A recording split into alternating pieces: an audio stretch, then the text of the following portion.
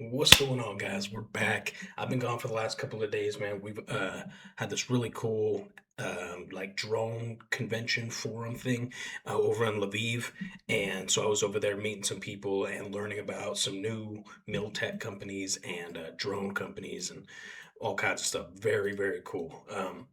I just wanted to share right off the bat. Number one, I've said this in a lot of my videos this year, 2026, that 2026 is going to be the year of the UVG, the UGV, unmanned ground vehicles, the ground drones, basically. And that convention confirmed my assumption because holy shit, there's some crazy unmanned ground drones coming out, dude. They're taking over. I say this a lot, but we are living in the ages of Terminator officially. There's a lot of cool stuff though, and at the same point, I think about the other side of how scary some of these things are if the Russians get their hands on them, because they're doing their own.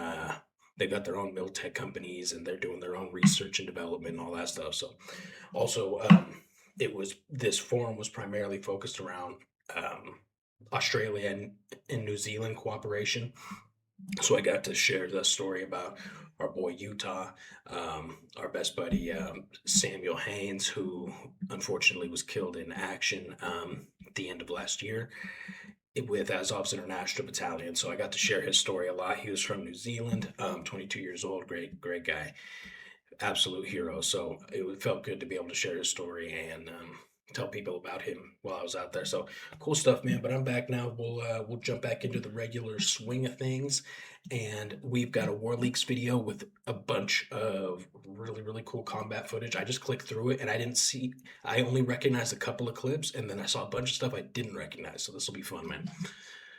Do me a favor, like, share, subscribe. We're trying to hit 50,000 subs, guys. Let's push it. Let's get to the let's hit the mark. Also, one more thing. Discord link in description. We have all of our uncensored footage, the stuff I can't show on here, over there for our paid YouTube members. So check it out. Let's go.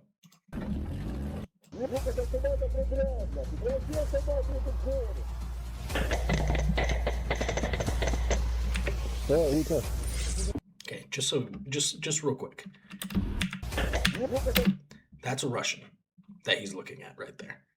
These Ukrainians are telling him to drop his weapon, and the dude pretends to drop it and then lifts his rifle, and they smoke him. Watch.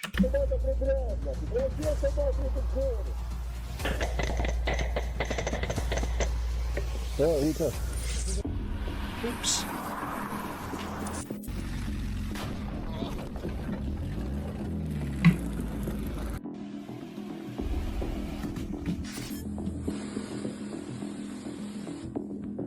Welcome to a new Ukraine war update. As the intro already showed, today's episode is one you don't want to miss. So let's waste no time and get right into it.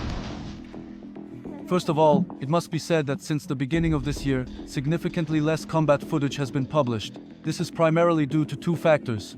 The first reason is that Ukraine is in the midst of a series of reportedly quite successful local counterattacks in the Zaporizhia region, where they are currently retaking a notable amount of ground. These operations are being carried out under a tight OPSEC regime. We'll get to why that is in a moment. The second has to do with the current nature of the front itself and the way the fighting there is being conducted right now.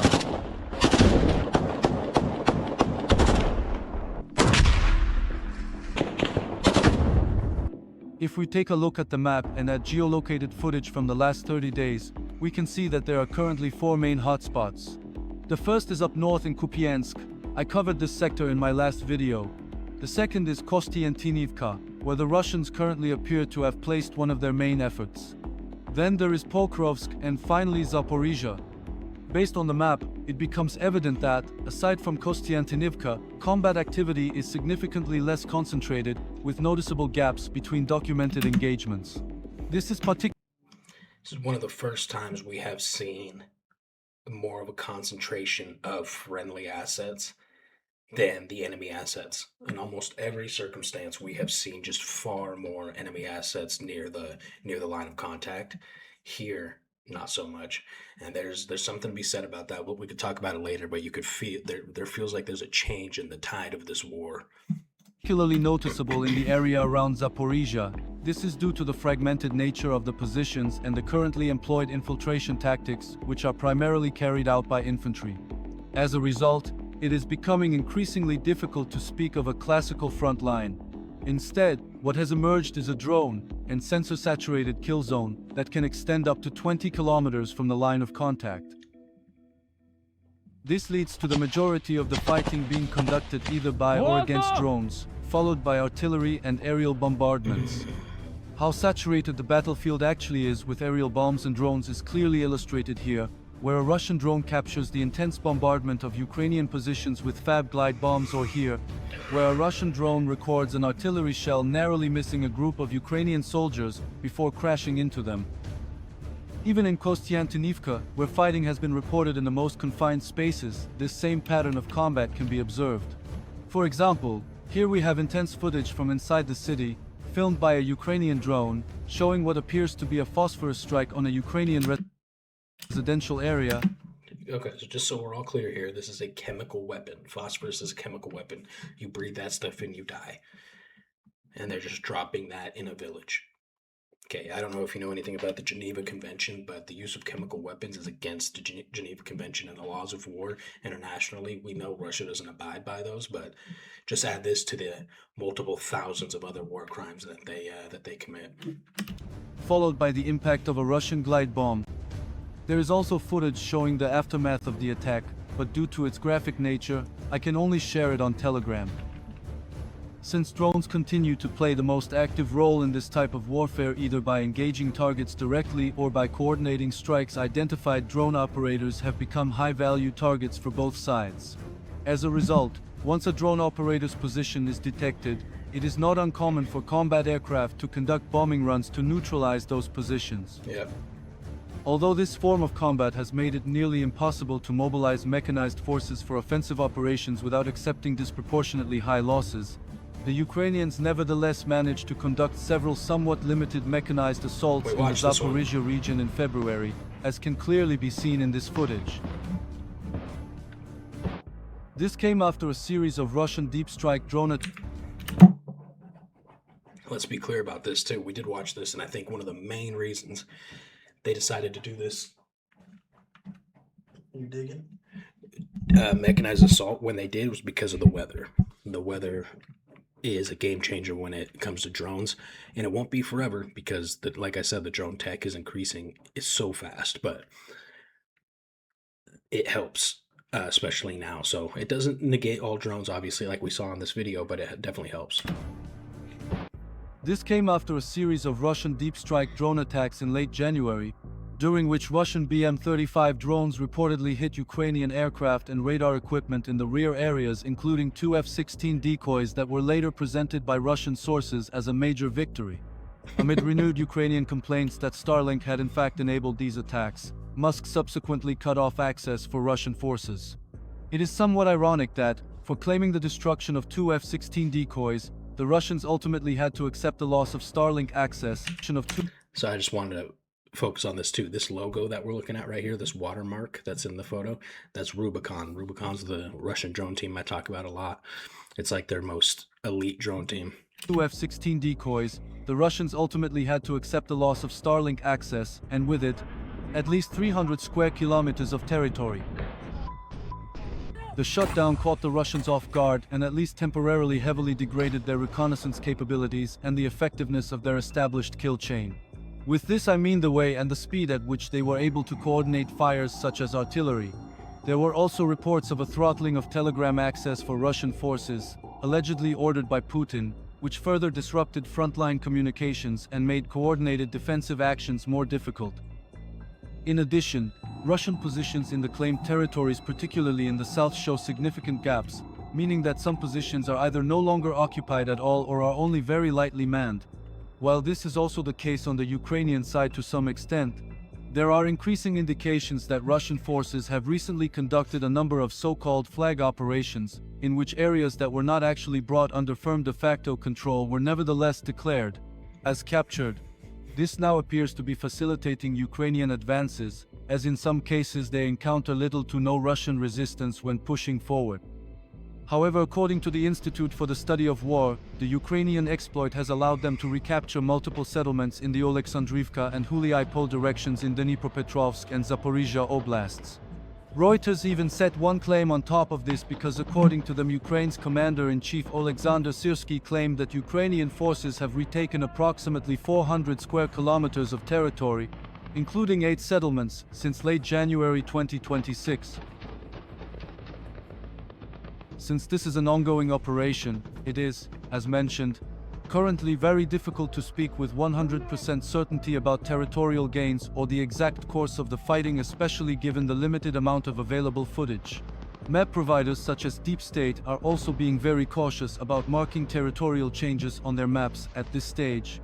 Furthermore, the previously mentioned kill zone dynamic makes it difficult to speak of clearly controlled areas, as both sides are able to strike each other with drones well beyond traditional front lines.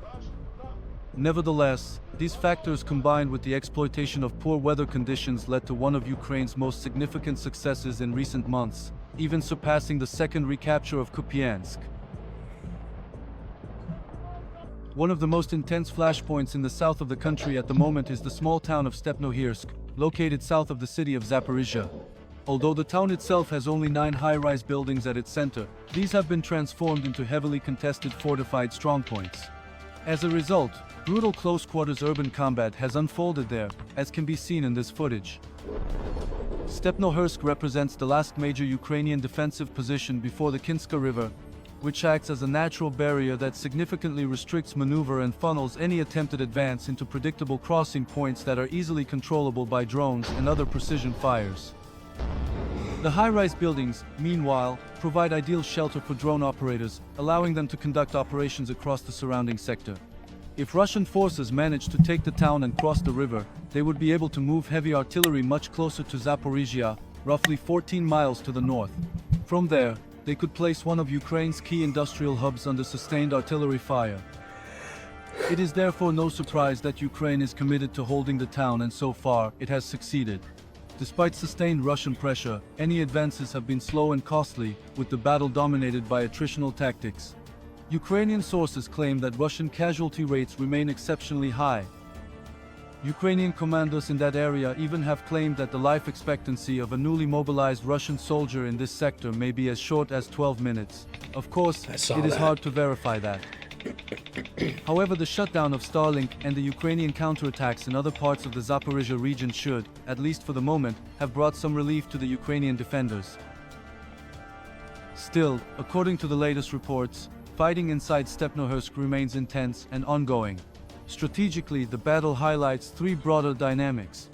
First, the already mentioned erosion of traditional front lines. Control is increasingly fluid, with drones able to strike far beyond fixed positions, making the battlefield less clearly defined. Second, urban terrain acts as a force equalizer. Dense buildings reduce the advantage of superior numbers and make mechanized advances far more difficult. And third, both sides are relying on grinding, manpower-intensive tactics supported by drones and artillery, rather than the kind of sweeping armored breakthroughs seen earlier in the war. If you've watched this far, I just want to say thank you. You're the reason I do this. If you appreciate the time and effort I put into these videos and want to support the channel, please consider leaving a like and a comment with your thoughts on the analysis. Feel free to share the video as well, it really helps it reach more people. YouTube has recently changed its algorithm again, and my last 2 uploads didn't receive the impressions they usually do. That actually forces me to produce shorter videos, even though I invest a significant amount of time creating especially the longer updates and in-depth analyses, which often range from 30 to even 50 minutes. I think you've probably noticed that I don't just string random clips together and add superficial commentary like some of the copycat AI channels currently targeting me. I genuinely try to identify patterns and connect the dots between events in order to synthesize a broader operational picture for you. Hey, super good point. Definitely check out War Leaks, drop him a follow, subscribe, because his analysis of the battlefield of the current situation out here is very accurate, like 99% of the time. Every video that we've watched from him primarily has been super spot on, and he's absolutely right. He's got a big channel, and a lot of these AI channels that we've called out as well that are just bullshit are trying to replicate his channel, and they're doing a great job. Unfortunately, and what I mean by that is the content's absolute trash. But unfortunately, a lot of people are retarded, and they eat it up. And those other channels get hundreds of thousands, sometimes millions of views. When you have real creators like this guy in Warlinks doing real hard, accurate breakdowns of what's happening here, and I'm sometimes getting a fraction of these bullshit channels, so check them out.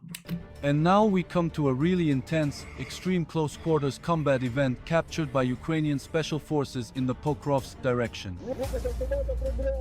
Well, Ukrainian I just want to point this out. special This is something that is very common out here that I was not aware of before my last deployment. But putting C4s or other kind of remote detonated or any kind of really mines up in trees is extremely accurate, because you're taught in training out here in Ukraine, always look at the ground, always, use the 10 yard or 5 yard, 10 yard, 15 yard rule, where you scan 5, scan 10, scan 15 yards, look at the ground, look at the, eye level. Very rarely are you looking up in the trees, and we have seen the Russians do this obviously as well, and it's extremely effective. forces in the Pokrovsk direction.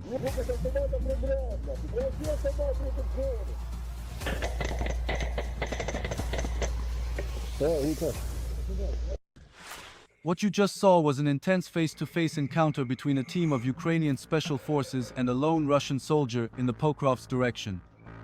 This seemingly random encounter is another result of the porous front and the fact that Russia often sends individual soldiers, sometimes kilometers deep, through the so-called gray zone into Ukrainian territory, either until they run into Ukrainian forces, as seen here, or until they find shelter to hide and slowly erode the Ukrainian lines from within. I can't say exactly how this encounter came about. It appears that the Ukrainians were on a reconnaissance or search mission when they ran into the Russian soldier. Before they opened fire, they had a short but tense exchange with him, or rather a monologue, since the Russian wasn't very talkative and instead tried to outsmart the Ukrainians. But see for yourselves. Стой, стой. А ну стой. Стой. Стой. Стой. Снова пусти. Ты откуда? Ты просто. Снова пусти. Лука с автомата, блядь. Лука с автомата прямо. Ты провоси автомат, руки в голову. After the Russian soldier was repeatedly called upon to surrender, it seemed for a brief moment as if he was going to comply. However, this turned out to be a feint. The Russian soldier was neutralized and searched, after which his radio was confiscated. The Ukrainians then encountered a wounded soldier, who was evacuated with the help of an unmanned ground vehicle, another consequence of the current drone-saturated kill zone, where it is often too dangerous to deploy manned vehicles. Even UGVs are not safe from the dangers of the kill zone, as is clearly demonstrated here, when a Ukrainian UGV on a mission through no man's land is attacked by multiple drones and has to drive through artillery fire in order to reach its objective. However, these small remote-controlled vehicles are no longer used solely for evacuation or resupply missions. They are increasingly taking an active role in combat, as this example clearly shows. Here, an armed UGV engages a Russian soldier with its 50 caliber machine gun.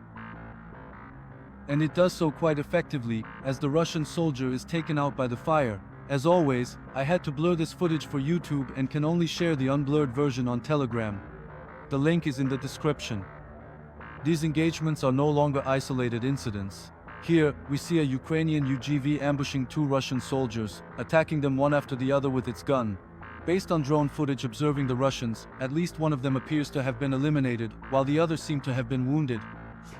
Once again, I ask for your understanding that the unedited footage can only be shown on Telegram. Better safe than sorry. So, excuse me, obviously check his Telegram out. Sorry. I'm going to try to find these unedited versions as well and put them in our Discord if you want to check that out as well.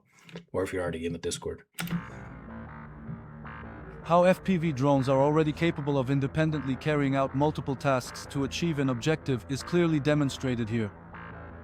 A Ukrainian FPV drone first blows an opening into a building, followed by a second drone that exploits the breach and flies inside the structure to destroy Russian equipment. This layered drone employment most likely unfolded in 4 steps: first reconnaissance and target confirmation, then breaching, followed by exploitation and strike, and finally battle damage assessment, clearly visible in the follow-up drone footage.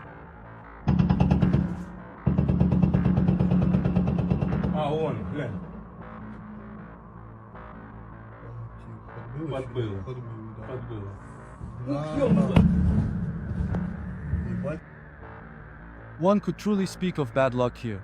This drone feed footage from a Ukrainian FPV shows the kamikaze aircraft pursuing a Russian ATV, which is hit at the exact moment it drives over a small bump and briefly lifts off the ground, resulting in a mid-air impact by the drone.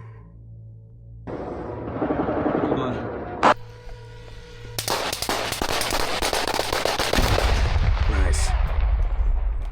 Another omnipresent threat in the gray zone, aside from drones, are mines, as these Russian soldiers quickly and unmistakably realize when their vehicle drives over one. Some have suggested it may have been a drone strike, but personally, I believe it was more likely a mine. Of course, I could be mistaken. However, the footage quality is relatively decent, and I cannot see or hear any incoming drone. This image shows the aftermath of a Ukrainian drone strike on the Dorogobuzh chemical plant in Russia's Smolensk region, about 290 kilometers from the border.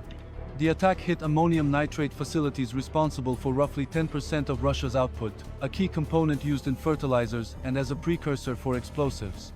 Wow. This has to be one of the most fascinating things I've seen from the war in Ukraine in quite a while, because what is shown here is nothing less than the ongoing air war over Ukraine visible from space. The footage was uploaded by the YouTube channel Astronautacast. It was part of an ISS time-lapse showing a flight from Brazil to Russia. As the station passed over Kyiv, these impressive images were captured. From the looks of it, it appears to show a mix of Russian missile activity and Ukrainian air defense systems at work. Credit goes to Kimia Yui, who set up the camera, and to Riccardo Rossi, who provided the original time-lapse, as well as to NASA as a whole for supplying the raw images. What this air war looks That's insane, dude. like from the perspective of Ukrainian defenders in the air is shown here. What follows is a series of interceptions of Russian Shahed drones, using all available means ranging from miniguns and helicopters to ground-based anti-air fire and missile systems. It's crazy to see the contrast between how it looks from space and how it actually feels in the middle of it. These Shahed drones are often deployed in large numbers alongside incoming missiles to oversaturate Ukrainian air defenses and gradually drain their resources, whether in terms of ammunition or manpower. On the ground, it's a constant battle of detection, interception, and survival. The Shahed drones play a central role in this. According to an analytical review of official Ukrainian data, over 54,000 Shahed-type UAVs were launched by Russia in 2025 alone, including roughly 32,200 classified as strike drones, as opposed to decoys, with individual mass attacks ranging from dozens to more than 800 drones at once. More recent monthly reporting by the Ukrainian Air Force also shows that thousands of drones are still being used in aerial campaigns. For example, in December, Russia deployed more than 5,100 drones, with the majority being long-range Geren-2 types. Regarding interception, Ukrainian air defenses have been actively engaging these drone swarms. In one large Russian aerial assault, for example, Ukraine reported intercepting 274 out of 297 drones launched during a single night's operation. Despite the fact that these drones heavily deplete. Hold on, I want to talk about that for a second. Almost 300 drones launched in a single night operation. Okay, right now we see what's going on in the Middle East, and that Iran launched a couple of drones into Dubai, specifically is what I'm referring to, and it's headlines everywhere. One hit the parking lot in the U.S. consulate, the other one hit a building near the Burj Khalifa. 2 drones. They just said almost 300 drones in a single night of these similar type of drones and more advanced drones. Also, this is Piper, by the way.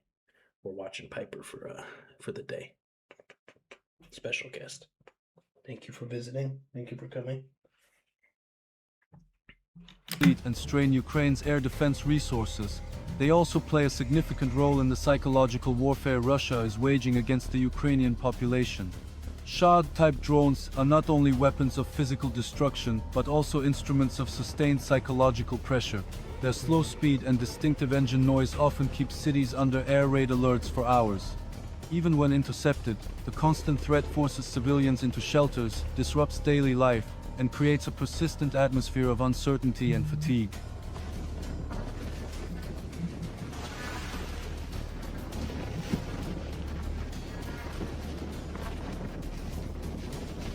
Because of the constant threat from the air, including the risk of being detected, targeted by drones, struck by missiles, or hit by airstrikes, troops and command posts are instinctively moving deeper underground into bunkers. Life inside one of these bunkers was recently documented by Russian forces in a video. What struck me most was the stark contrast between higher-level headquarters elements which, in this case, even featured their own pool and sauna, and the average Russian infantryman on the front line.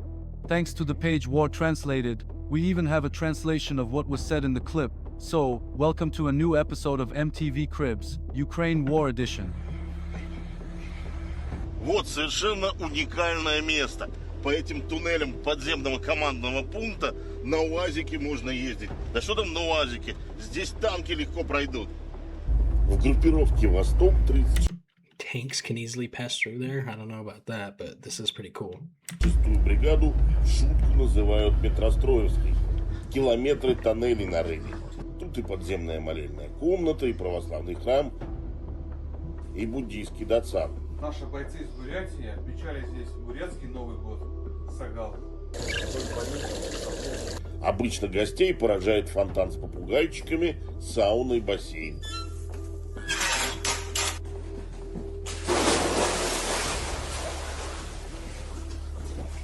Ну что, как ощущения? Замечательно, как будто заново родился. И что, позавидуют на гражданке. Все это на территории. Why do I feel like this is just a disinformation propaganda campaign? Because the Russian military has gotten such a bad reputation for their quality of life. So they're like, hey, let's just build this weird kind of creepy looking bunker and pretend like this is on the front. Обогатительной фабрики и одной из угольных шахт. Это было прорыто, но мы еще углубились еще ниже, чтобы было уже совсем, так сказать, безопасно. Вверху сколько метров? Еще 3 метра сверху. А что там, бетонные плиты? Там бетонные плиты, плюс перекрытия деревянные и плюс еще накат земли, чтобы не было никаких ударов химарсов и авиабомб, да, чтобы можно было выдержать, соответственно, этот масштабный удар. Сердце подземного командного пункта — ситуационный центр с десятками мониторов, на которые в онлайн-режиме передается картинка с дронов-разведчиков и ударных коптеров.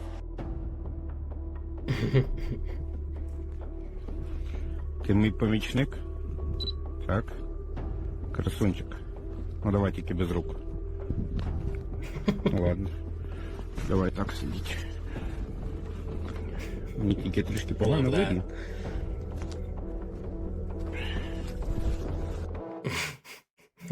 That's cute. Oops. Hello, you're watching. We love TVP World too. All right, guys. That was a great video. Like I said, War Leaks is always on top of their shit. So go check them out if you're not already. Odds are, if you've found my little channel, you've probably known War Leaks for a long time. But it is very interesting to me, the kind of the there's this dichotomy now where Ukraine's been asking for help for 4 years, and certain neighboring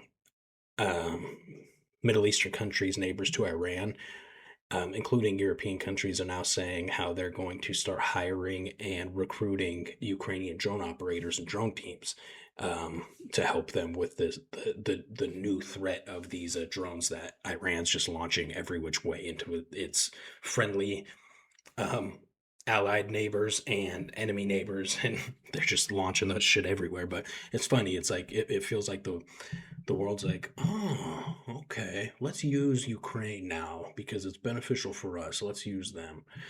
I don't know. I know there's been a lot of financial support and supplies sent to Ukraine from other countries, but still, it feels feels a little silly to me. Anyways, please do me a favor, like, share, subscribe to this channel as well. Not only War Links help us get to 50,000 subs, man. We're on our way there. I think we're approaching 40 right now. So uncensored content in description. Also, we got a bunch of merch. Appreciate everybody who's been buying merch. I'm excited once you guys receive it. Send a photo in the Discord. I want to see it. Love you. We'll see you in the next video.